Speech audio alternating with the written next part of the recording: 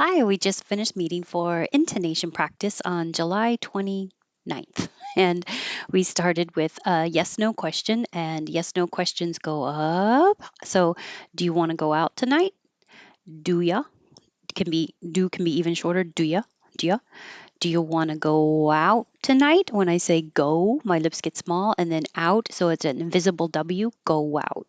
Do you want to go out tonight? And then hold that final T, and out, you won't hear that T because you're getting ready for the next ones. You just hold it, go out tonight.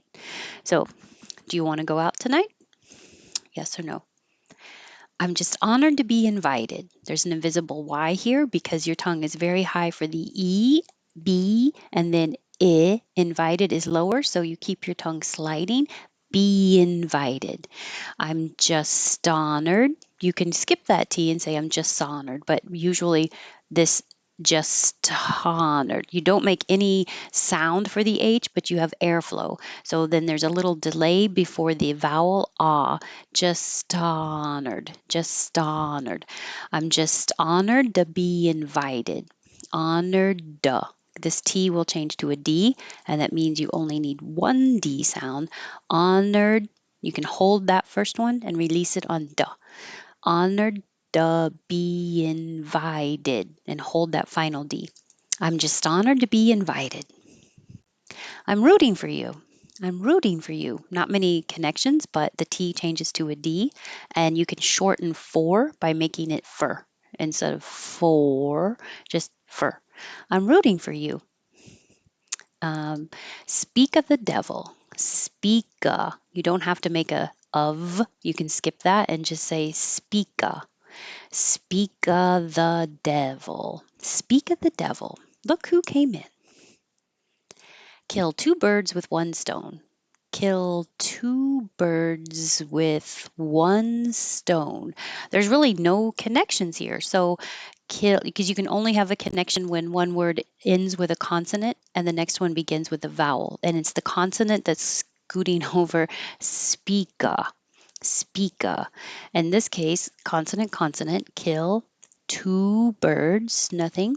Birds with nothing, with one. This looks like a vowel, but really, when you say the word one, you're starting with a W, one. So that's consonant, no connections. One, stone, nothing. Um, this that only is only there because it sounded like to kill two bears with one stone, and there will be no bears killed. Stone is what we practice to make the O the American O. So remember, the American O has two parts. You're not just making O, like a pure O with your lips rounded at the beginning and at the end and no change.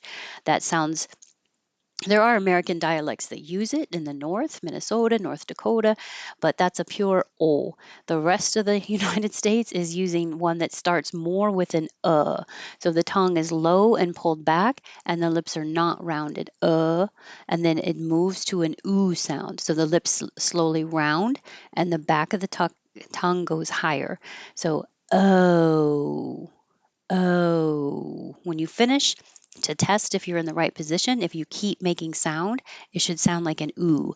Oh, I'm sounding like ooh, not oh. Oh. That's why you do see this IPA symbol mostly written with the letter O and then the hooked U, which goes to because most books are starting with an O, knowing you're making an O to an oo sound, but I'm moving it more to the position because that is happening more and more with the evolution of American English.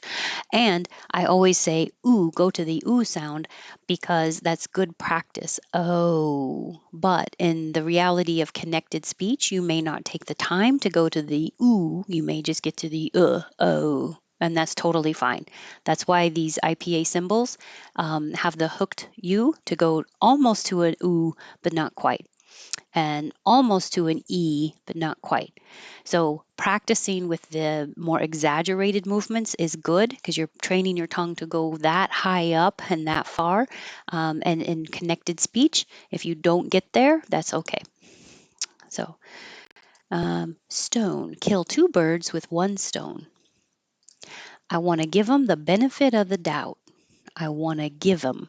This is a good example of H-deletion. So this is called H-deletion. You're getting rid of the H in pronouns that begin with H. He, him, his, her, hers.